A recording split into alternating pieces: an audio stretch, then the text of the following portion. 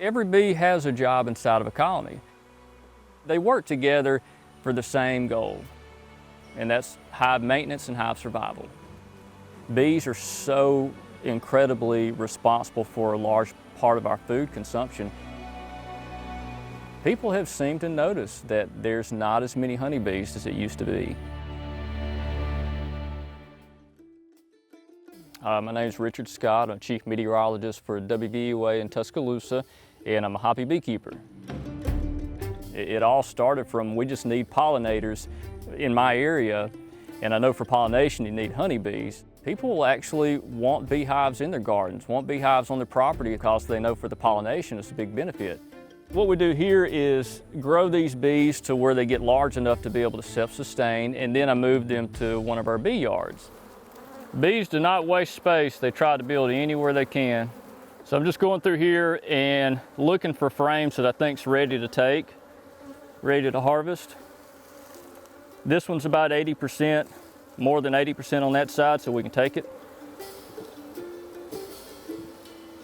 And I'm looking from the bottom, and I can tell it is indeed all of them are capped off and they're ready to harvest.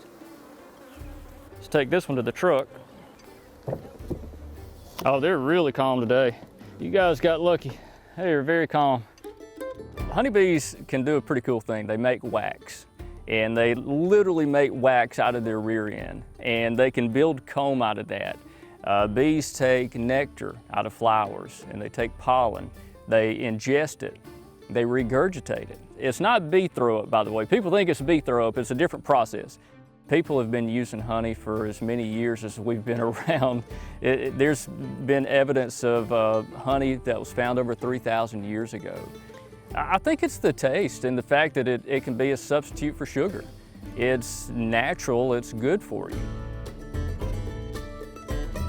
So now what I'm gonna do, I'm gonna pull the frames out, and I'm gonna sit here and I'm gonna cut the comb off of there, the wax capping, and that's to expose the honey. These bees work awfully hard to make this, and we don't want to waste any of it. So this is a honey extractor, and through centrifugal force, it will sling the honey that's outside of this barrel.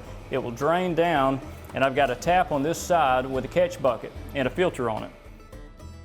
People seem to be kind of interested in the process because not a whole lot of people know what all goes behind beekeeping. So I started posting on YouTube. All right, YouTube, Richard Scott here. We are well into our spring bee management season. That's all cat baby bees just inside there. People found out that I do this, and they found out that I go remove honeybee colonies, and people that have problems with bees at their house, they don't want to kill the bees, which is awesome. I mean, hats off to people that don't want to kill bees. So they call people like me and other beekeepers to come out and remove the bees safely and give them a new home and help them thrive and grow and develop. We're finishing up. Almost done.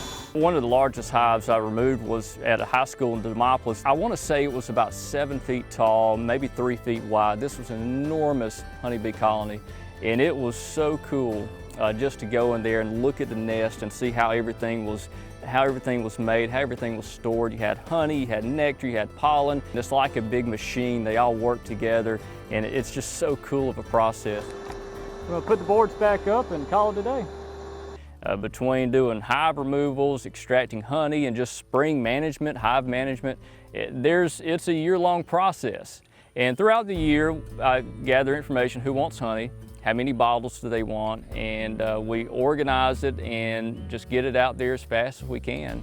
The rig we have, it's a very simple setup. I've got a rack here to put my bottles on. Of course, this is the best part. This is the liquid gold. Last summer, we had 2,000 pounds of honey, and we do everything, the bottling process in our home. This is just something simple, and that's what I like to do. I want to keep it a small operation. We try to locate bees in places where there's a need for them. If there's farmers nearby that need the pollination process. So we try to put bees in logical areas where, number one, they'd make plenty of honey, and number two, they would make good tasting honey. It's just an interesting hobby. It's almost like therapeutic. It's something that gets me out of the house, that I enjoy doing, and it's beneficial.